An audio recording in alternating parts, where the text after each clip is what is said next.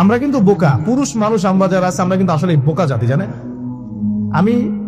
আমার বয়স অনেক কম যদিও আপনাদের চাইতে, তবে আমি কিছু বিষয় ফিল করেছি আমার লাইফে, যেটা আমি মনে করি আলহামদুলিল্লাহ আল্লাহ পাক আমাকে নিয়ামত দিয়েছে। যেটা আমি ফিল করেছি আমার লাইফে, যে মানুষের আল্লাহ ছাড়া আপন বলতে কেউ নাই, এটা আমি ফিল করছি।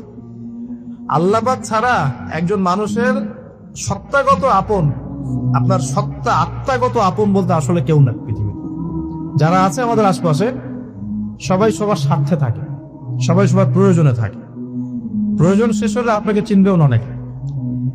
আপনি আমি যখন ইন্তেকাল করবো, এমন হবে 40 দিন পর কেউ আমাদের কবর জিয়ারত করবে কিনা সন্দেহ আছে। এগুলো বাস্তবতা। আর আমরা বোকা কেন জানেন? আমরা এই দুনিয়ার মানুষদের স্বার্থেই, আমার আশপাশের মানুষগুলোর স্বার্থেই সারা জীবন আল্লাহর বিরুদ্ধে চলি, আরাম খাই, সুদ খাই, ঘুষ খাই, দুর্নীতি করে ওদের মুখে হাসি ফোটানোর জন্য। যেই মানুষগুলো আমাকেই চিনবে না পরকালে বা দুনিয়াতেই মারা গেলে আমাকে চিনবে না, তো সেই মানুষগুলোর জন্য আমি আল্লাহর বিরুদ্ধে চলে যাই। আমরা বোকা না? আর দেখবেন যেসব পুরুষের সৎ থাকতে চায় তারা শেষ বয়সে খুব একা হয়ে পড়ে। খেয়াল করে দেখে, যে পুরুষরা সৎ থাকতে চায় শেষ বয়সে গিয়ে দেখবেন তারা খুব একাকিত্ব ভুগছে। এখন একটা কমন সমস্যা এটা। অনেক প্রবীণ মানুষ যারা আছেন তারা কিন্তু একাকিত্ব ভোগেন, খুব একাকিত্ব ভোগেন।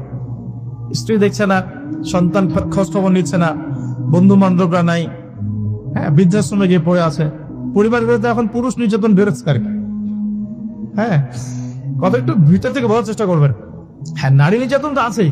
আমরা জানি এমন দুশ্চরিত্রের লম্পট অনেক পুরুষ আছে সমাজে, যৌতুকের জন্য মেয়েদেরকে চাপ দেয়, স্ত্রীদেরকে চাপ দেয়, তাই না? শারীরিক মানসিক নির্যাতন করে না? মেয়েদের প্রতিও চরম নির্যাতন হয়, কিন্তু পুরুষদের উপরেও কিন্তু দিন দিন নির্যাতন বাড়ছে। আমরা কিন্তু এই সেন্সে বোকা হয়ে গেছি। চালাক হবো কখন? যখন আমরা আমাদের দুনিয়ার প্রতিটা কাজ আল্লাহর সন্তুষ্টির জন্য করব। দুনিয়ার প্রতিটা কাজ যদি আমরা আল্লাহর সন্তুষ্টির জন্য করি, তাহলে আমরা কারো ব্যবহারে কথায় কষ্ট পাবো না ইনশাআল্লাহ। কারণ আমাদের সলাত, ইন্না সলাতি ওয়া নুসুকি মাহইয়ায়া ওয়া মামাতি, আমাদের সলাত সব স্যাক্রিফাইস, জীবন মৃত্যু কার জন্য?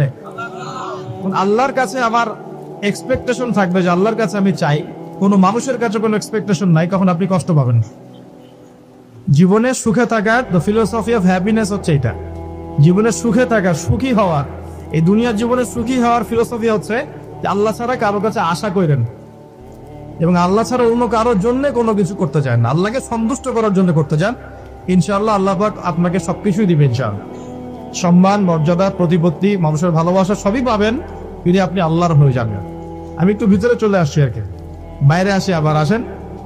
তো এই যে কুরসির কথা বলছিলাম, আয়াতুল কুরসি কেন তেলাওয়াত করবেন? কারণ রাত্রেবেলা একজন মালাক বা ফেরেশতা আপনাকে পাহারা দেবে ইনশাআল্লাহ। আর পশ্চিমাদের দর্শন বলে দিলাম, ওরা কিন্তু এই অদৃশ্যের জগতে বিশ্বাস করে না। এই কারণে আমরা যারা অদৃশ্যের জগতে বিশ্বাস করি, আমাদেরকে এইসব সাম্প্রদায়িক শব্দ দিয়ে তারা সারা বিশ্বের বুকে আন্ডারএস্টিমেট করার চেষ্টা করেছে। এগুলো ধরতে হবে। এবার সামনে আসেন। এখন কুরসির পরে কি আছে? এই কুরসির উপরে আছে একটা মহাসাগর। কি আছে? মহাসাগর। নাসা কি বলেছে এখন পর্যন্ত? এই জন্য আমরা কেউ বিশ্বাস করি না। কালকেই যদি দেখবেন নাসা বলে দেয় হ্যাঁ একটা মহাসাগরের সন্ধান পাওয়া গেছে, পৃথিবী থেকে লক্ষ কোটি আলোকবর্ষ দূরে, নাম দিয়ে দিল যে .FM0000mm2, একটা নাম দিয়ে দিল। ওরা তো এরকম নাম দেয় আর কি, তাই না?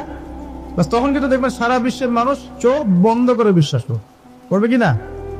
আমরা কিন্তু আল্লাহর প্রতি চোখ বন্ধ করে বিশ্বাসের জায়গায় এই পশ্চিমাদের উপর এখন চোখ বন্ধ করে বিশ্বাস করি। এটা কি বুঝেন? এটা কিন্তু শিরক হচ্ছে, এটাও শিরক হচ্ছে। তো একটা কথা মিস করে গেছি, ইব্রাহিম আলাইহিস সালাম জবাই করার যে পরীক্ষায় পড়েছিলেন, তখন কিন্তু তিনি প্রশ্ন করেননি আল্লাহকে, আল্লাহ একজন মাসুম বাচ্চাকে কেন জবাই করব? এর পিছনে যুক্তি কি, এর পিছনে বিজ্ঞান কি, এর পিছনে দর্শন কি? প্রশ্ন করেছিলেন? তিনি একদম সামি'না ওয়া আতা'না, আল্লাহ পাক আদেশ করেছেন, চোখ বন্ধ করে পালন করতে গিয়েছে। ইব্রাহিম আলাইহিস সালাম অন্ধভাবে আল্লাহর আদেশ মেনে চললেন না? আর ইব্রাহিম আলাইহিস সালাম সবচেয়ে বড় মুসলিম না আমি সবচেয়ে বড় মুসলিম? বলেন, কেউ এই উম্মার নামকরণ করেছেন মুসলিম? সূরা হজ পড়ে দেখেন, হুয়া সাম্মাকুমুল মুসলিমিন। হুয়া মানে কে? মিল্লাতে আবিকুম ইব্রাহিম, ইব্রাহিম আলাইহিস সালামের মিল্লাত, তিনি তোমাদের পিতা, যিনি তোমাদের নামকরণ করেছেন কি? মুসলিম। আর আমাদের আদি পিতা হচ্ছেন আদম আলাইহিস সালাম। তো দেখুন প্রিয় ভাইরা, এই মহাসাগরের উপরে আছে কুরসি, যার কথা আমি বলতে গিয়ে এখানে আসলাম। ইবনে সাইয়্যিদ কি বলছে, সে কি দেখে মনে আছে না ভুলে গেছেন? ইবনে সাইয়্যিদ কে? নবী সাল্লাল্লাহু আলাইহি ওয়াসাল্লাম যাকে ইনভেস্টিগেট করছেন মদিনায়, কোথায় খেয়াল রাখেন, তামিমদারি দ্বীপে দেখে আসছে। কোথা থেকে আসছেন? দ্বীপে। নবী সাল্লাল্লাহু আলাইহি ওয়াসাল্লাম ইনভেস্টিগেট করছেন কোথায়? মদিনায়। আচ্ছা, তো এখন এই ব্যক্তি বলছে আমি আরশ দেখি। নবী সাল্লাল্লাহু আলাইহি ওয়াসাল্লাম বলে আরশ কোথায়? সে বলছে আরশ পানির উপরে। কোথায়? পানির উপরে। তখন নবী সাল্লাল্লাহু আলাইহি ওয়াসাল্লাম বলছেন তুমি তো তাহলে শয়তানের আরশ দেখছো। কার আরশ দেখছে? শয়তানের কিন্তু আরশ আছে, শয়তানেরও কিন্তু একটা আরশ আছে। কোথায় এটা জানেন? সমুদ্রের উপরে। অনেকে বলে যে ভাই বারমুদা ট্রায়াঙ্গেলে আছে নাকি, তো এটা আমরা জানি না, এভাবে বলা যাবে না, এটা আমরা ব্যাখ্যা করতে পারবো না, আল্লাহ ভালো জানেন। তো এখন শয়তানও কিন্তু সিংহাসনে বসে, দিন শেষে বসে যে চেলা চামুন্ডা যারা আছে ওদেরকে ডাকে, ডেকে বলে আজকে কি করাইছো তোমরা? একজন বলে যে আমি তো জেনা করাই দিছি দুজনের মধ্যে, আমি মদ খাইয়েছি মানুষকে, আমি মানুষকে পরকীয়ায় লিপ্ত করেছি, আমি একজনকে একজনের বিরুদ্ধে উস্কে দিয়ে হত্যা করিয়ে দিয়েছি, এরকম করে শয়তানরা বলতে থাকে। তো ইবলিস বলে না, তোমরা তেমন কোনো কাজ করতে পারো নাই। ইতিমধ্যে একজন শয়তান এসে বলে যে আমি একটা কাজ করেছি। কি কাজ করেছো? যে আমি একটা পরিবারের স্বামী স্ত্রীর মধ্যে বিচ্ছেদ ঘটিয়ে দিয়েছি। কি করেছে? এটা এখন বেশি হচ্ছে না? বেশি হচ্ছে না? আপনারা খবর রাখেন না মনে হয়, পড়াশোনা করে দেখেন, প্রতি 3-4 মিনিট একটা ডিভোর্সের ঘটনা ঘটে, প্রতি 3-4 মিনিটের মধ্যে। তো এবার শয়তান তাকে ডাকে, এদিকে আসো, তুমি একটা কাজের কাজ করেছো। তখন নিজের গলার যে মালা বা যেটা আমরা গোল্ড মেডেল বলি, অ্যাওয়ার্ড যেটা বলি, এটা তার গলায় সে পরিয়ে দেয়, দিয়ে বলে তুমি একটা কাজের কাজ করেছো। তার মানে আমরা বুঝতে পারলাম শয়তানের কাছে সবচেয়ে বড় একটা মিশন কি? পরিবারগুলোকে ধ্বংস করে দেয়। খুব সতর্ক থাকতে হবে আমাদের সবাইকে। আল্লাহ পাক আবার সবাইকে ধৈর্য দান করেন, কারণ পরিবার টিকে থাকে ধৈর্যের উপরে। আরেকটা বিষয় বলে দিই, স্বামী স্ত্রীর মধ্যে, যুবকরা এটা উপকৃত হবেন ইনশাআল্লাহ, স্বামী স্ত্রীর মধ্যে শুধুমাত্র ভালোবাসা পরিবার টিকানোর জন্য যথেষ্ট না। স্বামী স্ত্রীর মধ্যে ভালোবাসার চাইতেও বেশি প্রয়োজন হচ্ছে একে অপরের প্রতি বিশ্বাস। কি দরকার? বিশ্বাস না থাকলে ভালোবাসা টিকবে না। প্রয়োজন একে অপরের সম্মানবোধ, একজন একজনের সম্মানটা যেন বোঝে, এবং আনুগত্যের প্রয়োজন আছে। স্ত্রীরা যদি স্বামীদের আনুগত্য না করে সংসার টিকে না, সংসার ভেঙে যায়। বিশ্বাস, আনুগত্য, ভক্তি, সম্মান, শ্রদ্ধা, এর সাথে যখন ভালোবাসা যুক্ত হবে তখন পরিবারটা ইনশাআল্লাহ জান্নাতি পরিবার।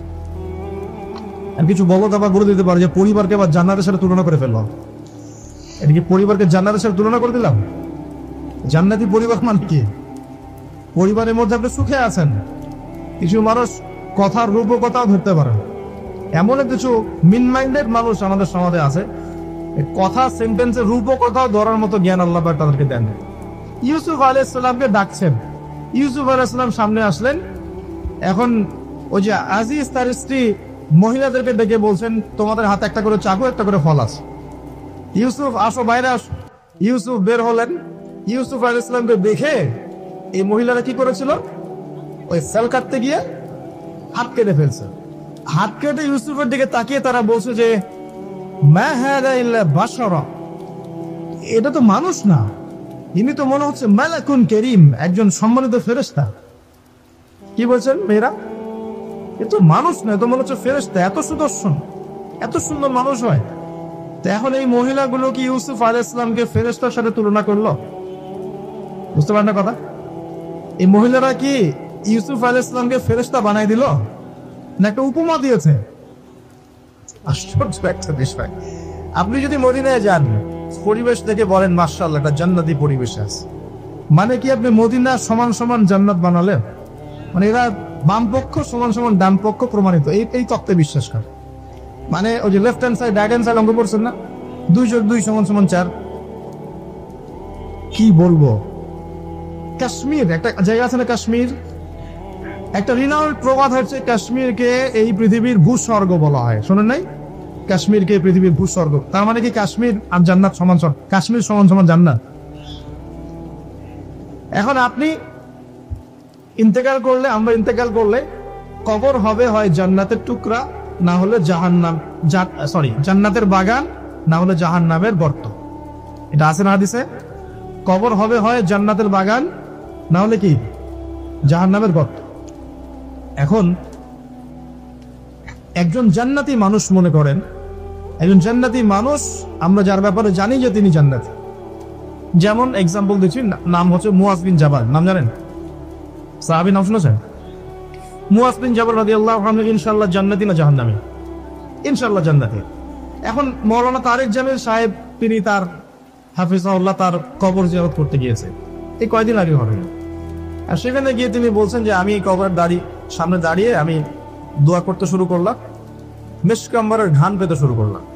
মাওলানা তারেক জামিল হুজুরের ভিডিও ক্লিপ আছে, দেখেন ইউটিউবে। তিনি বলছেন, এখন এই যে সাহাবী মুয়াজ বিন জাবাল একজন জান্নাতি সাহাবী, তো তার মাকবারা থেকে যে মিশকাম্বরের ঘ্রাণ আসলে এটা কি জাহান্নাম থেকে আসবে? এখন কেউ যদি বলে যে মাশাআল্লাহ এই ঘ্রাণ শুনে তো মনে হচ্ছে যে এটা জান্নাতি ঘ্রাণ, তার মানে কি সেই কবরটাকে জান্নাতের সাথে তুলনা করলো? মানে কবরটা সমান সমান জান্নাত। এই যে 2 যোগ 2 4 মিলানোর চেষ্টা করে, মানে মানুষের ইন্টেলেকচুয়াল লেভেল কত নিচু হয়ে গেলে একটা রূপকথাও মানুষ বুঝতে চেষ্টা করে না। আর এই সিলি একটা ইস্যুকে নিয়ে সারা অনলাইন গরম করে রাখে দেয়। ভাবখানা এমন ইসলামে খেলাফত কায়েম হয়ে গেছে, আর কোনো ইস্যুই বাকি নাই। এই একটা ইস্যুই বাকি আছে, এটা শেষ হলিস খতম, খালাস। আমি আপনাদেরকে রিকোয়েস্ট করবো যে পড়াশোনা করেন এবং দূরদর্শিতা অর্জন করেন। উম্মাহ এখন কোন জায়গায় আছে, আমাদের ল্যাকিং ছিল কোন কোন জায়গায়, এবং কোন কোন জায়গায় আমাদের বেশি কাজ করতে হবে সেগুলোকে বেশি গুরুত্ব দেন। আর দিন শেখার জন্য অনলাইন একমাত্র প্ল্যাটফর্ম না, এখানে পড়ে থাকবেন। এখানে ফিতনা বেশি, এখানে জ্ঞানের চাইতে ফিতনা কিন্তু বেশি। এখানে জ্ঞান যতটুকু পাবেন তার চেয়ে ফিতনা ফাসাদ বেশি। এর চেয়ে আমি রিকোয়েস্ট করি আপনারা কনস্ট্রাকটিভ সিলেবাসে পড়াশোনা করে আলেম ওলামাদের সংস্পর্শে থাকবেন, মসজিদ মাদ্রাসার সাথে সম্পৃক্ততা রাখবেন। যেমন আপনি অনলাইনে ঢুকলেন, দেখলেন অমুক হুজুর যা বললেন অমুক হুজুরের বিরুদ্ধে, এই যে আপনি একটা কি শিখলেন? আপনি গীবত শিখলেন, আপনি সমালোচনা সংস্কৃতি শিখলেন, আপনি শিখলেন যে কিভাবে ছোট লোক হতে হয়। হ্যাঁ, আপনি আবার আরেকটা ক্লিপে দেখলেন যে যার বিরুদ্ধে বলেছে সে আবার যা বললো তার বিরুদ্ধে কন্টেন্ট আছে না। এখন আপনি ওখানে গিয়ে দেখলেন যে কিভাবে কুতর্ক করতে হয়। আসলে শিখলেনটা কি? আপনি কিছু শেখেন নাই, কিন্তু আপনি আগতে কিন্তু কিছু শিখতে পারলেন না। এখন অনলাইনের পুরো জগৎটা এভাবে ভরে গেছে। আমি এমনও দেখেছি, মানে তাজ্জিব হয়ে যায় এগুলো কথা বলতে। আমার মানে খুব, আমি হীনমন্যতায় ভুগছি কথাগুলো বলার কারণ, কিন্তু আপনাদের ইন্টেলেকচুয়াল লেভেলটাকে রাইজ করার স্বার্থে কথাগুলো বলছি। কারণ আমি আপনাদেরকে ভাই মনে করি। বাংলাদেশে প্রত্যেক সেক্টরের মানুষকে আমি আমার আপন ভাইয়ের মতো মনে করি, হোক সে পলিটিশিয়ান, হোক সে ইকোনমিস্ট বা প্রশাসনের লোক বা সাধারণ জনগণ, হুএভার হি ইজ। আপনি যখন পুরো জাতির সবাইকে আপন করতে পারবেন না, তাদেরকে নসিহত করতে পারবেন না, সাম্প্রদায়িক হয়ে যাবে, তখন আপনি একটা সম্প্রদায়ের স্বার্থ দেখবেন, অন্যদের স্বার্থ আপনি দেখতে পারবেন না। দেখুন আমার কথাটা গৌরবের সাথে, একজন ব্যক্তি বিশুদ্ধ করে কোরআনও তেলাওয়াত করতে পারে না। একটা আয়াত তেলাওয়াত করতে আমি নিজে দেখছি তার 15-20টা ভুল হচ্ছে। ভুলগুলো এমন মেজর মেজর ভুল হচ্ছে যে আয়াতের অর্থ বিকৃত হয়ে যাচ্ছে। সেই মানুষকে দেখলাম স্টেজের মধ্যে বসে বড় বড় আলেম যারা ইফতা ফারেক হয়েছেন, বড় মুহাদ্দিস মুফাসসির মুফতি হয়ে গেছেন, ওই মুফতি সাহেবদেরকে সরাসরি স্টেজে চ্যালেঞ্জ করছে যে বুকের পাড়া থাকলে আমার সামনে আয়। অথচ আমি নিজে তেলাওয়াত শুনে দেখলাম সূরা নিসার একটা আয়াত তেলাওয়াত করতে 12টা ভুল করে ফেলছে। তেলাওয়াতই হয় না, মানে মদ মাখরাজ মক্তব আছে না, মক্তব, এই মক্তবের লেভেলের বাচ্চারা যে তেলাওয়াতটা পারে সেই তেলাওয়াতটাও পারে না। এটা আপনারা হয়তো বুঝবেন না, কারণ অনেকে বুঝবেন না, যারা আলেম তারা বুঝবেন কথাটা। এখন এই যে কুতর্কের সমালোচনার অপসংস্কৃতি ইউটিউব ফেসবুকের মধ্যে দিয়ে ছড়িয়ে গেল না, সে যে লেভেলে আছে, ওই মুফতি যাকে সে চ্যালেঞ্জ করছে সেই মুফতির সামনে তার মিনিমাম 2 বছর কোরআনই পড়া উচিত, মিনিমাম 2টা বছর খালি বসে বসে কোরআন তেলাওয়াত করা শেখা উচিত। সে স্টেজে উঠে ফখর করে তাকে বলছে বাহাসের জন্য আসো, এখনই বাহাসে বসো। কি মনে করছেন শরীয়তকে? কোরআন তেলাওয়াত করা তো একটা প্রাথমিক লেভেলের বিষয়। এরপরে ব্যাকরণ জানতে হয়, এর নাহু সরফের জ্ঞান দরকার হয়, এর বালাগাতের জ্ঞান দরকার হয়, এর উসুল জানতে হয়, ইবারত পড়া শিখতে হয়, হাদিসের কিতাবগুলো আপনার গবেষণা করার যোগ্যতা অর্জন করতে হয়, ফিকহের বইগুলো পড়তে হয়, উসুলে ফিকের বই পড়তে হয়, উসুলে হাদিসের বই পড়তে হয়, আকীদার বই পড়তে হয়। কত পড়াশোনা করে একজন মানুষ মুফতি হয়, ইফতা করে, মুফতি হয়। আর আমাদের উদ্ধত্ত দেখছেন, এই উদ্ধত্তের অবস্থাটা অনলাইন করে দিল না। মানে আমি এই জন্য রিকোয়েস্ট করতেছি যে কনস্ট্রাকটিভ সিলেবাসে পড়াশোনা করে নাও। আলেম ওলামার সাথে সম্পর্ক রেখে সিলেবাস মেনটেন করে পড়াশোনা করবে। শুধুমাত্র অনলাইন ডিপেন্ডেন্ট হয়ে দিন শিখতে চান না, আপনি বিভ্রান্ত হয়ে যাবেন। এবং এখানে ভালোর চেয়ে খারাপ বেশি শিখবেন, সমালোচনা করা শিখবেন, গীবত করা শিখবেন, ঠুনকো বিষয় নিয়ে উম্মাকে ব্যস্ত রাখা শিখবেন। এগুলি হোক। আল্লাহ পাক আমাদের সবাইকে বোঝার তৌফিক দেয়, আমিন। প্রিয় ভাইরা, খেয়াল করে দেখেন, এই ব্যক্তিকে নবী সাল্লাল্লাহু আলাইহি ওয়াসাল্লাম জিজ্ঞাসা করছেন আরশ কোথায়। এই ব্যক্তিকে নবী সাল্লাল্লাহু আলাইহি ওয়াসাল্লাম জিজ্ঞাসা করলেন কি, তুমি কি দেখো? সে বলছে আমি কি দেখি? আরশ। আরশ কোথায়? সমুদ্রে। তুমি তো শয়তানের আরশ দেখো। এবার দ্বিতীয় প্রশ্ন হচ্ছে, তুমি কি বিশ্বাস করো যে আমি মুহাম্মদ শেষ নবী? তুমি কি বিশ্বাস করো যে আমি মুহাম্মদ শেষ নবী? এখন এই ব্যক্তি বলছে, ব্যক্তি নাকি আসলে ছোটই বলা যায়, ইবনে সাইয়্যিদ, তার নাম কি? ইবনে সাইয়্যিদ। সে বলছে আপনি কি স্বীকার করেন যে আমি নবী? কে বলছে? ইবনে সাইয়্যিদ। এই কথা শোনার সাথে সাথে ওমর রাদিয়াল্লাহু আনহু তিনি বলেন, ইয়া রাসূলুল্লাহ, সে তো নিজেকে নবী দাবি করছে, আপনি আমাকে অনুমতি দেন আমি এক কোপে তার গর্দানটা নামায় ফেলে দিই। কে বলছে এটা? ওমর। এবার রাসূল সাল্লাল্লাহু আলাইহি ওয়াসাল্লাম স্টেটমেন্ট শুনেন, সহিহ মুসলিমে আছে। এবার নবী সাল্লাল্লাহু আলাইহি ওয়াসাল্লাম বলছেন যে না ওমর দাঁড়াও, যদি সে দাজ্জাল হয়ে থাকে, কথাটা শোনেন, যদি সে সত্যি দাজ্জাল হয়ে থাকে তুমি তাকে হত্যা করতে পারবে না, তাকে হত্যা করবে নবী ঈসা আলাইহিস সালাম। কে হত্যা করবে? আচ্ছা। আর যদি সে না হয়ে থাকে তাহলে নিরপরাধ মানুষকে হত্যা করার মধ্যে কোনো ফায়দা নাই। এখন একটা হাদিস আপনি দেখলেন, সে দ্বীপে বন্দী। দ্বীপে যদি বন্দী থাকবেই, আমার প্রশ্ন আপনার কাছে যে তাহলে নবী সাল্লাল্লাহু আলাইহি ওয়াসাল্লামের চেয়ে কি কেউ বেশি জানতে পারে সে দ্বীপে বন্দী আছে না নাই? নবীর চেয়ে এটা কি কেউ বেশি জানতে পারে সে এখনো দ্বীপে বন্দী অবস্থায় আছে কি নাই? এটা সবচেয়ে ভালো কে জানবেন? অবশ্যই নবী সাল্লাল্লাহু আলাইহি ওয়াসাল্লাম, তাই নয় কি? তো নবী সাল্লাল্লাহু আলাইহি ওয়াসাল্লাম যদি শিওর হবেন যে সে দ্বীপেই বন্দী আছে, তাহলে মদিনায় একজন ছেলেকে এভাবে ডেকে ইনভেস্টিগেট করার কি প্রয়োজন আছে? কথা বুঝতে পারছেন না মনে হয়? যদি আপনি মনে করেন শিওর যে আমাদের চেয়ারম্যান সাহেব বা আমাদের অনারেবল গেস্ট যারা তিনি বাড়িতে আছেন, আপনি শিওর, তাহলে আপনি মাহফিলের প্যান্ডেলে তাকে খুঁজতে যাবেন কেন? আপনি শিওর তো সে বাসায় আছে। তার মানে আপনি একটা চান্স নিচ্ছেন, সে বাসা থেকে বের হতেও পারে, নাও পারে, তাই না কি? তার মানে আমরা একটা চান্স পাচ্ছি এখানে। নবী সাল্লাল্লাহু আলাইহি ওয়াসাল্লামের যুগেও রিলিজ হতেও পারে, নাও পারে। এখন আমি সামনের দিকে আসতে দেখুন, তিনটা জায়গার কথা পাওয়া যায় হাদিসে। কয়টা জায়গা? তিনটা। আমি পেয়েছি, এর চেয়েও বেশি যদি আরো কেউ গবেষণা করেন তাহলে পেতে পারেন, আমার জ্ঞানী সবকিছু নয়। আমি তিনটা জায়গার কথা পেয়েছি, নবী সাল্লাল্লাহু আলাইহি ওয়াসাল্লাম বলেছেন এই তিনটা জায়গা থেকে বের হবে। ঠিক আছে? একটা হচ্ছে খোরাসান। কি নাম? খোরাসান। খোরাসান মূলত যে খাইবার পাখতুন থেকে শুরু করে আফগানিস্তান, ইরান, এই পুরো কন্টিনেন্টটাকেই আসলে খোরাসান বলা হয়। 2 নম্বর হচ্ছে ইস্পাহান। কি নাম? এই জায়গাটা কোথায়? এটা ইরানের মধ্যে। কোথায়? ইরানের মধ্যে। এবং হাদিস এসেছে এই ইস্পাহানের প্রায় 70,000 কি হিন্দু ভাইয়ের কথা বলা হয়েছে, খ্রিস্টান ভাই, বুদ্ধিস্ট, কোন শব্দ বলা হয়েছে? মনে হয় শব্দটা মনে রাখেন। 70,000 মসিহুদ দাজ্জালের সাথে যোগ দিবে, তার দলে কি করবে? যোগ দিবে। আরো একটা শ্রেণী তার সাথে যোগ দিবে, সেটা হচ্ছে এক শ্রেণীর মহিলা। এক শ্রেণী কি? মহিলা। এই মহিলাগুলাকে বাড়ির পিতা বা স্বামী বা ভাই বাসায় বেঁধে রাখতেও পারবে না, বাঁধন ছিন্ন করে বেরিয়ে চলে যাবে। তো বাঁধন ছিন্ন করে বেরিয়ে যাওয়ার একটা দর্শন চালু হয়েছে না সমাজে? কথা কি বুঝেন কিছু? ফ্যামিলিস্ট রেভলিউশন বলে। কি বলে? ফ্যামিলিস্ট রেভলিউশন। মেয়েদেরকে আপনি আর ঘরে রাখতে পারছেন না।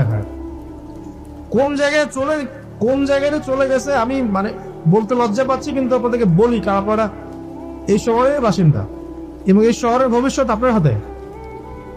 এই ঢাকা সিটির ভবিষ্যৎ আপনাদের হাতে না? আচ্ছা, গতকালে নিজের চোখে দেখা কথা বলছি, গতকাল নিজের চোখে আমি দেখেছি যা, এক চোখের এক পলকে যা দেখেছি, এক পলক, এই যে এবার তাকালাম এতটুকু। আমরা আসছিলাম যে পূর্বাচল দিয়ে মাহফিলে যাব, আমরা চাঁদপুর যাব, ওদিক দিয়ে বের হয়ে। তো গাড়িতে বসে আমরা সাধারণত কি করি, বই পড়ি বা ফোনে কথা বলি বা পরিবারের খোঁজ খবর নেই। গাড়িতে বই পড়তে পড়তে চোখ লেগে যায় না অনেক সময়, তো চোখটাকে রেস্ট দেওয়ার জন্য জাস্ট একবার গ্লাসটা খুলে বাইরে তাকিয়েছে, পাশ দিয়ে একটা গাড়ি চলে গেল, একটা উবার টাইপের একটা গাড়ি চলে গেল, ড্রাইভার গাড়ি চালাচ্ছে।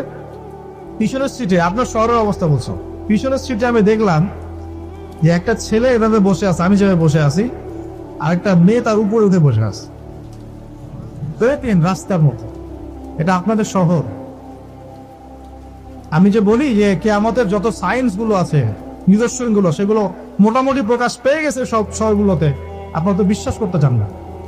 নবীজি এটার কথাই বলছিলেন হাদিসে যে কিয়ামত কতদিন পর্যন্ত হবে না, যতদিন পর্যন্ত মানুষ গরু গাধার মতো রাস্তাঘাটে জেনা করবে না। স্পষ্ট হাদিস আছে, কিয়ামত ততদিন পর্যন্ত হবে না যতদিন পর্যন্ত মানুষ গাধার মতো রাস্তাঘাটে জেনা করবে না। এগুলো জেনা না, জেনা মানে কি শুধু ওই সেক্সুয়াল শারীরিক সম্পর্কে জেনা? দেখেন ফ্ল্যাটে ফ্ল্যাটে জেনা হচ্ছে, ফ্ল্যাটে ফ্ল্যাটে মাঠের দ্রব্য সেবন করছে, ধনীর দুলাল, কোনো খবর নাই। একটা অসুস্থ প্রজন্ম তৈরি করছে আমরা, জানেন? এই প্রজন্মের ছেলেরা আপনার নাস্তা করে 12টা-1টার দিকে দুপুরে, ঠিক আছে? এদের রাত হয় এই যে 12টা-1টা পর্যন্ত ঘোরাফেরা করে, ফজরের নামাজের সময় ঘুমায়, ফজর নামাজটা পরে ঘুমায় না, কিন্তু ফজর নামাজের সময় ঘুমায়, উঠে দেখবেন 12টা-1টায় নাস্তা করে 12টা-1টার দিকে। এরা সালাম দিতে লজ্জাবোধ করে, এরা সালাম দিতে লজ্জা পায়, পিতাকে সালাম দিতে লজ্জা পায়। হ্যাঁ, টাকের উপরে কাপড়, দাড়ি রাখা এদের কাছে মনে হয় ব্যাকডেটেড থিঙ্কিংস।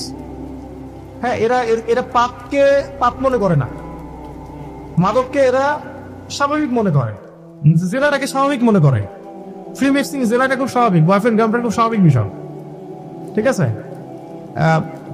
বাপের টাকা পয়সা থাকলে এগুলো নিয়ে বন্ধুদের সাথে মজ মাস্তি করাটাকে এটা ফ্যাশন মনে করে, তাকে উড়িয়ে দেখে ফ্যাশন মনে করে। ওই টাকা পয়সা কামাই করতে পিতাদের কত কষ্ট হয়েছে ওরা জানে না, পিতারা জানে।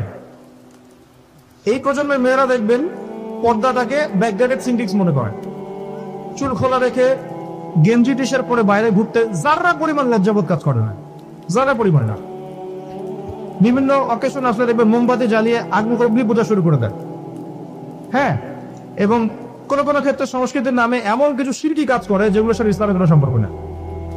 এরা জীবনে প্রতিষ্ঠিত হওয়াকে, বাইরে একটা ডিগ্রি সার্টিফিকেটকে নাজাতের ওসিলা মনে করে ফেলে। নামাজ, রোজা, হজ, যাকাত, ইসলামিক কালচার গুলা তাদের কাছে মনে হয় এগুলো শেষ বয়সের কাজ, এই বয়সে কোনো দরকার নেই। আমরা একটা অসুস্থ প্রজন্ম তৈরি করে যাচ্ছি। আপনি সালাম দিয়ে দেখেন উত্তর দেয় না, সালাম দিলে সাই বোধ করে, সালাম দিতে মানে হেড হয়ে যাচ্ছে মাথা। কি লজ্জা, সালাম দিতে কি লজ্জা! দেখবেন হ্যালো হাউ আর ইউ, পশ্চিমারা যা যা করে হুবাহু ওদের কাটপেস্ট লাইফ লিড করে। জুমার নামাজও ঠিক মতো পড়তে যায় না।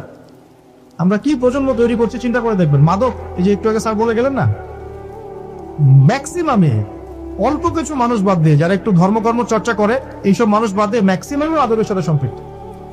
আমি স্মরণ করা দেই, আইএমএ জাহিলিয়াত যেটা ছিল রাসূলুল্লাহ সাল্লাল্লাহু আলাইহি ওয়াসাল্লামের যুগ, ওই যুগে বেশিরভাগ মানুষ মাদক খেত। তাহলে আমরা কি আইএমএ জাহিলিয়াতে নাই? ওই যুগে বেশিরভাগ মানুষ সুদ খেত, আমরা এখন সবাই সুদ খাই। ওই যুগে সবাই শিরক করতো, আমরা এখন সবাই শিরক করি, অনেকে শিরক করে। ওই যুগে গোত্রীয় হানাহানি ছিল, এখন এই গোত্রীয় হানাহানি গুলো পুরো গ্লোবালি হানাহানিদের রূপ নিয়েছে। দেশে দেশে হানাহানি, একটা দেশের মধ্যে পক্ষে বিপক্ষে হানাহানি, এগুলো রূপ নিয়েছে। কিছুই পরিবর্তন হয়নি আলটিমেটলি, বরং ওই আইএমএ জাহিলিয়াতের চাইতে বড় স্কেলে চলছে। আমি দেখাচ্ছিলাম প্রিয় ভাইয়েরা এবং পর্দা আড়ালে বোনেরা যারা আছেন, যে আমাদের সায়েন্স গুলো কিন্তু চলে আসছে। এখন এই প্রজন্মের দায়িত্ব কিন্তু আপনার হাতে। এই প্রজন্মের দায়িত্ব কার হাতে বলেন? এই শহরের দায়িত্ব কার হাতে? শুধু কি আলেম ওলামার হাতে? শুধু কি প্রশাসনের হাতে? এই শহরকে আপনি পাপমুক্ত করবেন কিভাবে? আপনাদের আমাদের কোনো ভূমিকা নাই? কি যে হচ্ছে কল্পনা করতে পারছে না। একটা চিত্র দেখছেন না, লাখ লাখ ছেলে দাঁড়িয়ে একটা পর্দার সামনে দাঁড়িয়ে আছে, গোল কখন হবে এই জন্য, দেখছেন না? মিডিয়া এগুলো প্রমোট করছে না? বাপখানে এমন যে কত সুখে আছি আমরা, তাই না? কি সুখ আমাদের, খেলা হচ্ছে, আমরা গোল গোল চিল্লাচ্ছি, খেলছে কোন টিম, সেই টিম আমাকেও চিনে না, আমার দেশের নামও জানে কিনা আল্লাহু আলাম।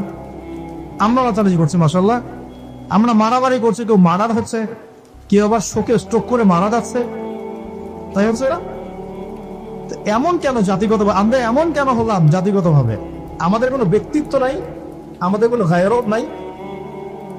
আমাদের তো যুদ্ধের হিস্ট্রি আছে, আমাদের বীরত্বের হিস্ট্রি আছে, আমাদের ভাষা আন্দোলনের হিস্ট্রি আছে। দেশের কনসেপ্ট বাদ দিয়ে ইসলামের কনসেপ্ট যদি বলেন, আমরা তো তারেক বিন জিয়াদের উত্তরসূরি, বিন কাসিমের উত্তরসূরি, খালেদ বিন ওয়ালিদ, উমর ইবনে খাত্তাবের উত্তরসূরি। আমাদের কোনো গায়রত নাই। পশ্চিমারা একটা কিছু লঞ্চ করবে, সবাই নাচানাচি করবে, আমরা সেখানে গান ভাসিয়ে দিব। কিছু কিছু মুসলিম কান্ট্রি ওগুলোতে জয়েন হবে, আমরা মনে করবো এটা হালাল হয়ে গেল। অনলাইনে দেখলাম একজন লিখেছেন, আরেকজন বক্তব্য দিচ্ছেন, রাসূলুল্লাহ সাল্লাল্লাহু আলাইহি ওয়াসাল্লাম তো নাকি তার স্ত্রীর সাথে খেলাধুলা করেছেন। রাসূল সাল্লাল্লাহু আলাইহি ওয়াসাল্লাম তার স্ত্রীর সাথে দৌড় প্রতিযোগিতা করেছেন রাতের অন্ধকারে। মসজিদ নববীর মধ্যে ঈদের দিন উৎসব পালন করা হয়েছে নববীর মধ্যেই। এটার সাথে আপনি ফিফার দলিল জানছেন? এটা দিয়ে আপনি ফিফাকে জায়েজ করতেছেন? এখানে তো জুয়া হচ্ছে। একটা মুসলিম কান্ট্রি কাতার যা অ্যারেঞ্জ করেছে, এই অ্যারেঞ্জমেন্টটা অন্য আগের সব অ্যারেঞ্জমেন্টের চেয়ে বেটার, কারণ সে তার মধ্য দিয়ে ইসলামের প্রচার করার চেষ্টা করেছে, সে তার জায়গা থেকে চেষ্টা করেছে, কিন্তু মন্দের ভাবে এর চেয়ে ভালো কিছু করা সম্ভব ছিল না। এখানে সে যতদূর পর্যন্ত পেরেছে ট্রাই করেছে, এবং সে কিন্তু ছোট রাষ্ট্র হলেও অনেক বড় বড় ওয়ার্ল্ড অ্যাফেয়ার্স এর বিষয়ে সে মাথা কামায়। আমাদের ঢাকার সমান আয়তন হবে কিনা সন্দেহ আছে, ঢাকা বিভাগের সমান হয়তো আয়তন হবে, সে ওয়ার্ল্ডের বড় বড় জিওপলিটিক্যাল বিষয়ে সে মাথা ঢুকায় হয়। হ্যাঁ, সে তার সর্বোচ্চ চেষ্টা করেছে, কিন্তু এর মধ্য দিয়ে যে সারা বিশ্বে কোটি কোটি যুবক তাদের হায়াত নষ্ট করছে, তাদের যৌবন নষ্ট করছে, তাদের রাতের ঘুম ইবাদত নষ্ট করছে, হ্যাঁ, আপোষে গ্রন্থনে লিপ্ত হচ্ছে, বিধর্মীদের কালচার ফলো করছে, ওদের ফ্ল্যাগ টাঙাচ্ছে। আমার দেশের মধ্যে, স্বাধীন সার্বভৌম রাষ্ট্রের মধ্যে অন্য একটা রাষ্ট্রের পতাকা তুলবো, এটা আমার গায়রত নাই? ওরা কি তাদের দেশে আমার পতাকা তোলে কিনা? আমাদের ব্যক্তিত্ব কোথায় চলে গেল? তো এগুলোকে আমরা টেকনিক্যালি আবার মিডিয়াতে জায়েজ করার চেষ্টা করছি, যে নবী সাল্লাল্লাহু আলাইহি ওয়াসাল্লাম তো দৌড় প্রতিযোগিতা করেছেন, হ্যাঁ, তারপরে মসজিদ নববীর মধ্যেও তো এইরকম খেলাধুলা হয়েছে। এগুলো ছিল চিত্ত বিনোদনমূলক। যদি আমি একা একা সকালবেলা উঠে ফজর নামাজের পরে এই মাঠটাকে 10 রাউন্ড দেই, এটা আমার জায়েজ না জায়েজ? জায়েজ। এখন আপনার 10 জন 20 জন দুটা টিম হয়ে গেলেন, আমি তো টুকটাক খেলাধুলা মতো ছিলাম, টিম হয়ে গেলেন, এখন আপনারা খেলছেন ফুটবল, 1 ঘন্টা আধা ঘন্টা খেলবেন, জায়েজ না জায়েজ? কিন্তু এই খেলাটাকে টেলিকাস্ট করে আপনি হাজার হাজার মানুষের সময় তো নষ্ট করতে পারেন না, তার হায়াত তো নষ্ট করতে পারেন না। এই খেলাকে কেন্দ্র করে জুয়ার আসর বসাতে পারবেন না, এটাকে কেন্দ্র করে তো সমকামিতা প্রমোট করতে পারবেন না, এটাকে কেন্দ্র করে আপনি lakh lakh billion billion dollar খরচ করতে পারবেন না তো। অথচ আপনার পাশেই প্রতিবেশী রাষ্ট্র ইয়েমেন না খেয়ে মারা যায়, আমাদের পাশেই মিডল ইস্টের পাশেই প্রতিবেশী রাষ্ট্র সিরিয়া না খেয়ে শিশুরা মারা যাচ্ছে। প্রতিবেশী না খেয়ে থাকে, আমি পেট ভরে খাই, আমি মুমিন নাকি? প্রতিবেশী না খেয়ে থাকে, আমি পেট ভরে খাই, আমি কি মুমিন নাকি? আর সারা বিশ্ব এই দিকে মানুষকে ফোকাস করে রেখেছে, বিশ্বের একটা অংশ এই দিকে ফোকাস করে রেখে তাদের এজেন্ডাগুলো ঠিকই বাস্তবায়ন করছে না। তো রমজান মাস আসে, দেখবেন রমজান মাস যখনই আসে দেখবেন যে নির্যাতন বেড়ে যায় উম্মার উপর।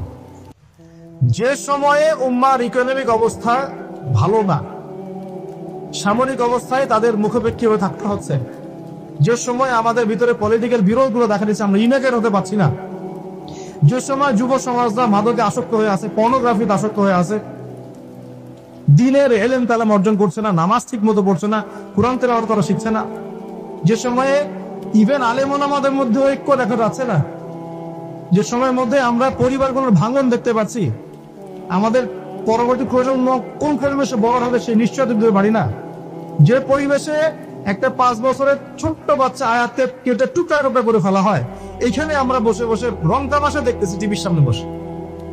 এই সমাজটা পরিবর্তনের দায়িত্ব আমাদের কারো হারেই নাই। শুধু কি পলিটিশিয়ানের দায়িত্ব? শুধু কি প্রশাসনেরই দায়িত্ব? আমাদের সবাইকে নাকে তেল দিয়ে ঘুমানো দিলে পৃথিবীতে আসছে। এই যুব সমাজ তো জানেই না, বোঝেই না ওদেরকে কি কারণে এই পৃথিবীতে পাঠানো হয়েছে। সে যে মুসলিম, তার যে দায়িত্ব কর্তব্য আছে, আল্লাহ পাক যে তাকে সৃষ্টি করেছেন তার ইবাদত করার জন্য এবং আল্লাহর জমিনে দিনটার প্রচার প্রসার ঘটানোর জন্য, তার কোনো ফিকির আছে? একটা পর্দার সামনে দাঁড়িয়ে সে আধা ঘন্টা 1 ঘন্টা 1.5 ঘন্টা সময় নষ্ট করে ফেললো, তার ফিজিক্যাল কোনো উপকারও কিন্তু নাই, আছে? কি অবস্থা, মানে মিডিয়া কি প্রমোটটা করতেছে, মেয়েদেরকে ফেসবুকে ঢুকলে মেয়েদেরকে দেখবেন যে মেসি মেসি করে পাগল হয়ে বলছে আর্জেন্টিনা পতাকা গায়ে দিয়ে যে আপনি মেসিকে পেলে কি করতেন, এক মেয়ে বলছে আমি কিস করতাম না। তো জামাই হয়তো, হ্যাঁ ওর জামাই না, তাহলে মানে কি কি শেখাচ্ছি আমরা মানুষকে? একটু ভালো করে লক্ষ্য করে দেখেন।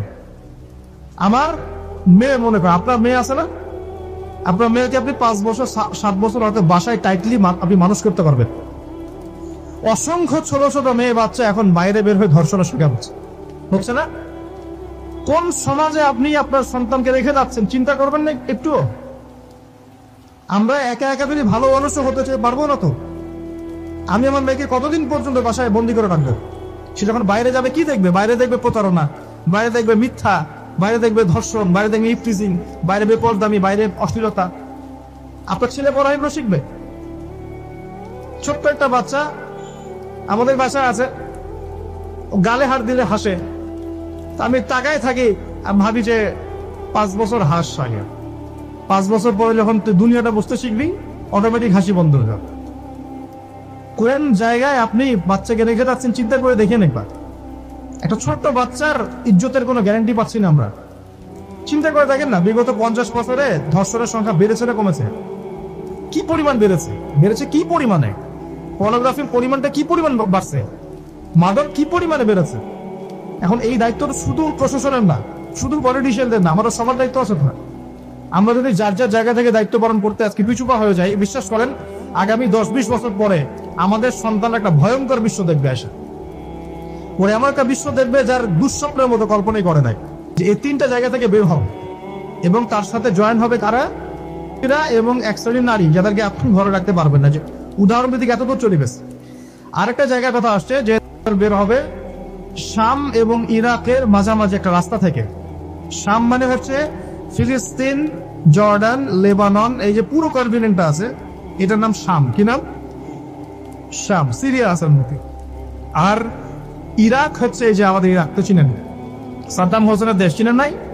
আচ্ছা, তো এর মাঝখান থেকে একটা রাস্তা থেকে বের হবে। একটু ভূগোল ঘাটবেন, একটু জিওগ্রাফি পড়ে দেখবেন, ওর মাঝখানে এখন একটা রাষ্ট্রের জন্ম হয়েছে।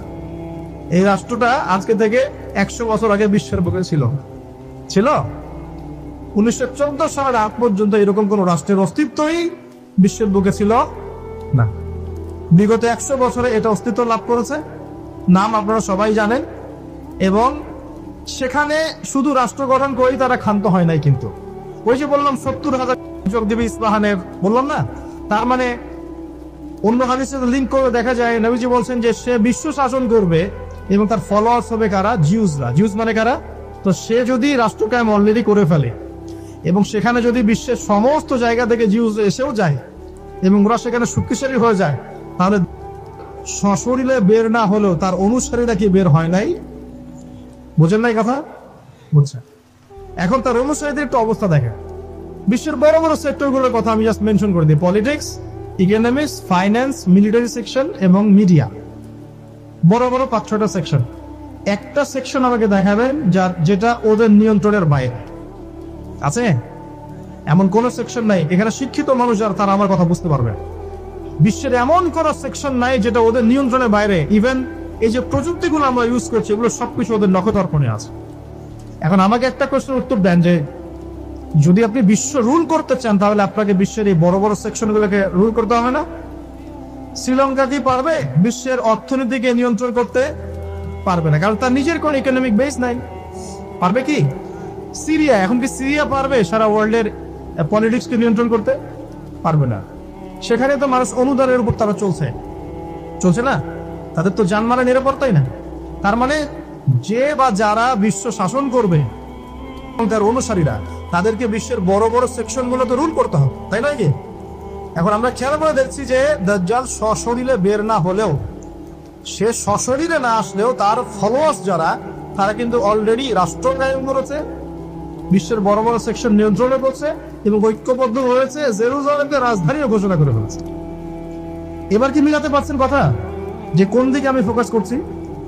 এবার আসেন, তাদের সাথে লড়াই করার ক্ষমতা সবার থাকবে না, এটাও সত্য। কারণ আসবে সে তাদেরকে নিয়ে বিশ্বের 40 দিন পুরো ম্যাসাকার করবে, পুরো বিশ্বটাকে 40 দিন সে শাসন করবে, যার প্রথম দিনটা হবে 1 বছরের সমান। কত বছর? কিভাবে হবে আল্লাহ জানেন, আমি ব্যাখ্যা করতে পারবো না।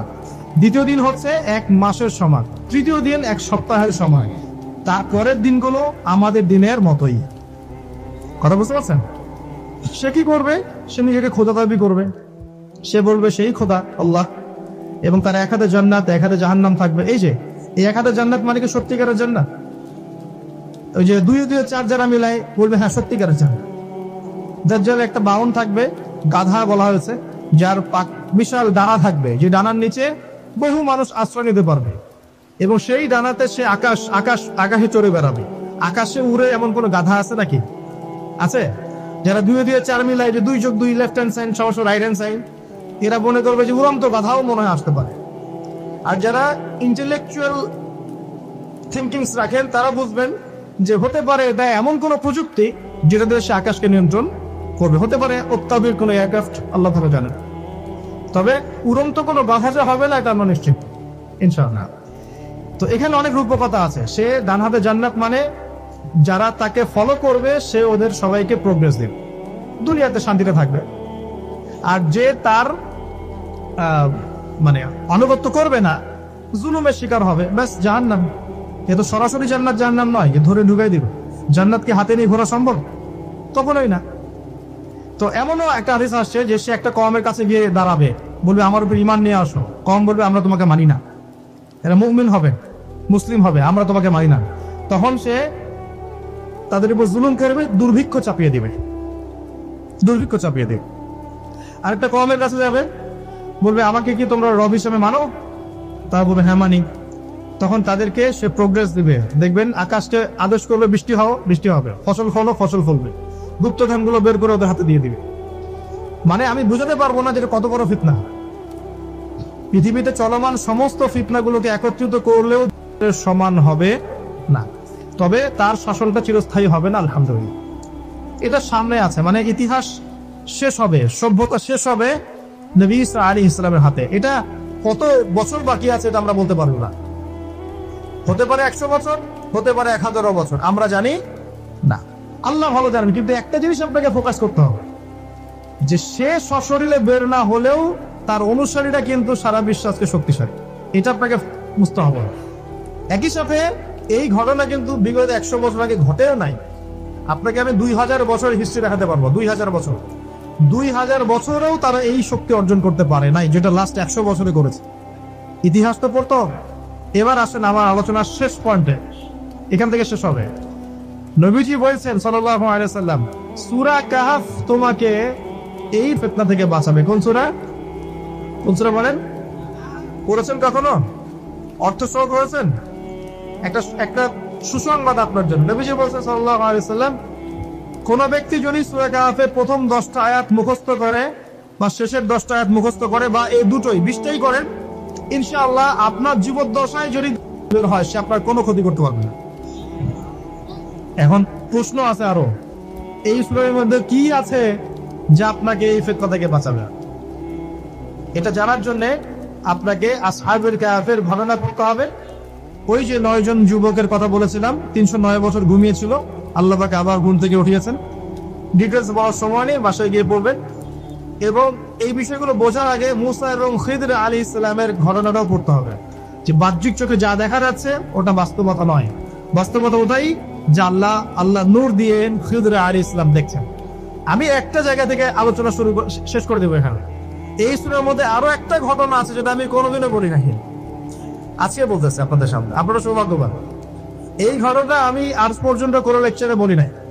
সূরা কাহফে আরো একটা বিষয় আছে যেটা আপনাকে চেনাবে যে সভ্যতাগুলো কেমন হবে। একটু মনোযোগ দেন প্লিজ, 10 মিনিট দেখুন। এই সূরার মধ্যে 4টা ঘটনা আছে। কয়টা? একটা হচ্ছে আসহাবুল কাহফের, একটা যুলকারনাইন আলাইহিস সালাম, একটা মুসা এবং খিদর আলাইহিস সালামের, আর একটা হচ্ছে এই ঘটনা, 2 বন্ধুর ঘটনা যা আমি কোনো লেকচারে এখনো বলি না। এই ঘটনাটা সূরা কাহফে 32 নম্বর আয়াত থেকে শুরু করে মোটামুটি ভাবে আপনার 32 থেকে শুরু করে মোটামুটি 46, 47, 48 এরকম পর্যন্ত বড় একটা ঘটনা আছে। আমি খুব শর্ট করে বলছি। আল্লাহ পাক এই সূরার মধ্যে একটা বিস্ময়কর ঘটনা বলছে। দুই বন্ধুর, কয়জন বন্ধু? এক বন্ধু প্রচন্ড ধনী, এমন ধনী যে আল্লাহ পাক তাকে বড় বড় বাগান দিয়েছেন, খেজুরের, আঙ্গুরের, হ্যাঁ, বিশাল বিশাল বাগান, এবং তার মধ্য দিয়ে নদী চলছে। নদী, একটা নদী চলে যাচ্ছে ভিতর দিয়ে, দুই পাশে বাগান। তাহলে কত বড় প্রপার্টি চিন্তা করেন একটা। আল্লাহ বলছেন যে দুটো বিশাল জান্নাত দিয়েছিলাম তাকে, মানে বাগান দিয়েছিলাম, ফলের বাগান, মাঝখান দিয়ে নদী প্রবাহিত হচ্ছে, এবং প্রত্যেক বছর দুইবার করে এই জায়গায় ফসল ফলতো, প্রচুর ফসল হতো। তো এত ধন সম্পদ পাওয়ার পরে এই বন্ধু, মানে এই ব্যক্তি, তার এক গরিব বন্ধুকে নিয়ে এই বাগানে ঢুকেছে। ঢুকে হাঁটাহাঁটি করছে, গল্পগুজব করছে। গল্পগুজব করার এক পর্যায়ে গিয়ে এই ধনী বন্ধু বলে ফেলছে। কি বলছে? সে বলছে যে আনা আকসারু মিনকা মালা ওয়া আ'আসু লাখরা। হে আমার দোস্ত, শোনো, আমি তোমার চাইতে মালে এবং সম্পদে অনেক সেরা। কে বলছে এটা? এই ধনী বন্ধু। আমরা কিন্তু এগুলো বলি না। এই ধনী বন্ধু হচ্ছে বস্তুবাদী মানুষ, মানে বাড়ি গাড়ি, টাকা করে, স্ট্যাটাস, এটাই তার কাছে সবকিছু। বুঝতে পারছেন দাদা? সে তার বন্ধুকে বলছেন, তুমি তো গরিব, আমি তোমার চেয়ে অনেক সেরা টাকায়, পয়সায়, ধন দৌলতে। এমন মানসিকতা আমাদের মধ্যে আছে না অনেকের? আচ্ছা, এবার সে আরো বলছে যে ওয়াদাখালা জান্নাতাহু ওয়া হুয়া যালিমুল লিনাফসি। সে তার জান্নাতে প্রবেশ করলো, তার নফসের উপর সে জুলুমও করে বসলো। কিভাবে জুলুম করলো? এভাবে সে বলছে ক্বালা মা আযুন্নু আন তাবিদা হাদিহি আবাদা। কে বলছে এটা? এই ধনী বন্ধু। সে বলছে, হে আমার গরিব বন্ধু, শোনো, আমি মনে করি না, আমি বিশ্বাসই করি না, আমি মনে করি না যে আমার এই প্রপার্টি কখনো ধ্বংস হয়ে যাবে। আমি এটা বিশ্বাস করি না। বুঝতে পারছেন? ওই যে আমি পরকালে বিশ্বাস করি না, কিয়ামতে বিশ্বাস করি না, আখিরাতে বিশ্বাস করি না, কোন সভ্যতা বলতে? আচ্ছা, সে বলছে যে মা আযুন্নু আন তাবিদা হাদিহি আবাদা। আমি বিশ্বাস করি না, আমি মনে করি না যে এই প্রপার্টি কখনো ধ্বংস হতে পারে। ওয়া মা আযুন্নু সাআতা কায়িমা। আর আমি এটাও মনে করি না যে কিয়ামত কখনো হবে। বুঝতে পারলেন কথা? আমি এটাও বিশ্বাস করি না যে কিয়ামত কখনো হবে। তার মানে, জি শেষ করছি আমি, তার মানে কি? এই বন্ধুটা বস্তুবাদী না, সে পরকালে বিশ্বাস করে না, কিয়ামতে বিশ্বাস করে না। সে তার ধন সম্পত্তির মোহে এত আসক্ত হয়ে গেছে যে সে মনে করে যে এটা কখনো আমার থেকে যাবে না। এমন চিন্তা আমাদের মধ্যে আছে না? এই চিন্তাটাকে আধুনিক পরিভাষায় বলা হয় মেটেরিয়ালিজম। কি বলা হয়? মানে বস্তুবাদ। মানে কি? বস্তুবাদ মানে ভেরবিলাস, বাড়ি গাড়ি, টাকা পয়সা, মত্ত থাকা, পরকাল বলে কিছু না। এই যে মেটেরিয়ালিজম। এখন এই বন্ধুটা বলছে, গরিব বন্ধু, একটু মনোযোগ দেন প্লিজ। এই বন্ধুটা বলছেন, গরিব বন্ধু, যে গরিব বন্ধুটা তাকে বলছে, আকাফারতা বিল্লাযী খালাকাকা মিন তুরাব। হে আমার ধনী বন্ধু, তুমি কি সেই সত্তার সাথে কুফরি করছো যে তোমাকে মাটি থেকে সৃষ্টি করেছেন? সুম্মা মিন নুতফা, এরপর তোমাকে মায়ের গর্ভে নুতফা আকারে রেখেছিলেন। সুম্মা সাওয়াকা রাজুলা, এরপর তোমাকে এই পুরুষের আকৃতি দিয়েছেন। তুমি কি সেই সত্তা আল্লাহকে অস্বীকার করছো? মানে কিয়ামতকে অস্বীকার করার মধ্য দিয়ে তুমি আল্লাহকে অস্বীকার করছো কি? ওয়ালাউলা ইজ দাখালতা জান্নাতুক, তুমি যখন তোমার জান্নাতে ঢুকলা, তুমি এটা কেন বললা না যে লা কুওয়াতা ইল্লা বিল্লাহ, মাশাআল্লাহ, লা কুওয়াতা ইল্লা বিল্লাহ, মাশাআল্লাহ, আল্লাহ পাক কি চমৎকার জান্নাত আমাকে দিয়েছেন, লা কুওয়াতা ইল্লা বিল্লাহ, আল্লাহ ছাড়া কোনো শক্তি সামর্থ্য নাই। এমনটা কেন বললে না? তুই এমনটা না বলে কেন এইটা বললা যে ওমা আযুন্নু সাআতা কায়িমা, আমি বিশ্বাস করি না যে কখনো কিয়ামত হবে, আমি বিশ্বাস করি না যে এটা কখনো ধ্বংস হবে, এমনটা কেন বললা? তুমি কেন কুফরি করলা? এরপর যেটা হয়েছে, আল্লাহ রাব্বুল আলামিন এই যে বন্ধু, গরিব বন্ধু, তাকে দুনিয়া এবং আখিরাতে বিশাল নিয়ামত দিয়ে দিয়েছেন। আর এই ধনী বন্ধুর জান্নাতটাকে আল্লাহ পাক এক রাতের মধ্যে ধ্বংস করে রেখে দিয়েছে। এক রাতের মধ্যে পুরো জান্নাতকে ধ্বংস। পরের দিন সকালে সে এসে দেখে যে এটা কোন জায়গায় আসলাম, আমার বাগান বাগিচা বলে মনে হচ্ছে না। সে হাত কসলাচ্ছিল এবং বলছিল, কোরআনে ভাবে বলছে, হাত কসলাচ্ছিল আর বলছিল যে হায়, আমি যদি আমার রবের সাথে শিরিকটা না করতাম, হায়, আমি যদি আমার রবের সাথে কুফরি না করতাম, তাহলে আজকে আমার এই অবস্থা হয়তো হতো না। এই ঘটনাটার ঠিক পরে আল্লাহ পাক বলছেন, ওয়াদরিব লাহুম মাসালাল হায়াতিদ দুনিয়া। হে নবী মুহাম্মদ সাল্লাল্লাহু আলাইহি ওয়াসাল্লাম, তুমি এবার তোমার উম্মতের কাছে দুনিয়ার দৃষ্টান্তটা পেশ করো। দুনিয়ার দৃষ্টান্তটাও ঠিক এরকমই, এই ফসলের ক্ষেতের মতোই। প্রথমে বৃষ্টিপাত হয়, ফসল সবুজ হয়, মানুষ খুব পুলকিত হয়ে যায়, কি চমৎকার ফসল ফলেছে। এরপর সেই গাছগুলো হলুদ হয়ে যায়, তারপর সেগুলো খড়কুটা হয়, চুলায় চলে যায়। এই হয় না? এই গল্পটার সাথে, ঘটনার সাথে দুনিয়ার জীবনে মিল আছে না? এটা এবং ওই সমসাময়িক ফিতনাময় যুগে বেশিরভাগ মানুষ বস্তুবাদী হয়ে যাবে, হয়ে যায় নাই? এবং বেশিরভাগ মানুষ এই দুনিয়ার ধন সম্পদ চাকচিক্যের মোহে পড়ে যাবে, পড়ে নাই? পড়েছে কিনা? পড়েছে। এবং শুধু তাই নয়, তারা পরকালীন কনসেপ্ট গুলোকে অস্বীকার করা শুরু করবে। ওই যে বললাম, আল্লাহ, ফেরেশতা, মালায়েকা, আখিরাত এগুলো কিছু বিশ্বাস করবে না, মানুষকে ধর্মহীনতার দিকে নিয়ে যাবে। এটা নিয়ে যাচ্ছে না? এই তিনটা জিনিস খুব চলছে সমাজে এখন। একটা হচ্ছে এলিমিনেশন, মানে আল্লাহর কনসেপ্টটাকে বাদ দিয়ে দেওয়া। একটা হচ্ছে মেটারিয়ালিজম, মানে বস্তুবাদিতা। একটা হচ্ছে চ্যালেঞ্জ এগেইনস্ট রিলিজন, ধর্মের এগেইনস্টে চ্যালেঞ্জ করা। এগুলো চলছে না এখন? তো দেখুন, দাজ্জালের সভ্যতায় এগুলো হবে। এর সাথে আপনার বর্তমান সময়ের মিল কোথায়? মিল হচ্ছে, দেখুন, এই বিউটি কন্টেস্ট বলেন, আপনার ওয়ার্ল্ড কাপ বলেন, আপনার এই ইভেন্টস গুলো বলেন, ফ্যাশন শোজ গুলোর কথাই বলেন, অপসংস্কৃতির কথাই বলেন, পর্নোগ্রাফি কথাই বলেন, এই মাদকের ভয়াল খাবার কথা বলেন, যে কোনো দিকে তাকান, এগুলোর প্রত্যেকটার উদ্দেশ্য দুনিয়া নয় কি? শুধু দুনিয়া না, পরকালীন কোনো স্বার্থ আছে? এগুলো করে পরকালে একটা নেকি হবে কেউ দলিল দিতে পারবে কোরআন সুন্নাহ থেকে? তার মানে এই সমাজটা, এই সভ্যতা কি করেছে? দাজ্জালীয় আদলে পুরো সভ্যতাকে গড়েছে এবং বস্তুবাদিতার দিকে মানুষকে প্রবৃদ্ধ করেছে। শুধু তাই নয়, যেগুলো পরকালীন কোনো স্বার্থ নাই, এই কাজগুলোকে প্রমোট করেছে এবং যুব সমাজ, মুসলিমদেরকে স্পেশালি এগুলোতে মত্ত করে রেখেছে, রাখে নাই? আল্লাহ পাক এখন বলছেন, জেনে রাখো, তোমরা জেনে রাখো, ইন্নামাল হায়াতুদ দুনিয়া লাইবুন ওয়া লাহুন, এই দুনিয়ার জীবনটাই খেল তামাশা, প্রতারণা, ওয়াসিলাতুন ওয়া তাফাখুরুন বাইনাকুম ওয়া তাকাফুর, একে অপরের প্রাচুর্য, ধন সম্পদের প্রতিযোগিতা ছাড়া কিছু না। ওয়ামাল হায়াতুদ দুনিয়া ইল্লা মাতাউল গুরুর, এই দুনিয়ার জীবনটা প্রতারণা ছাড়া কিছু নয়।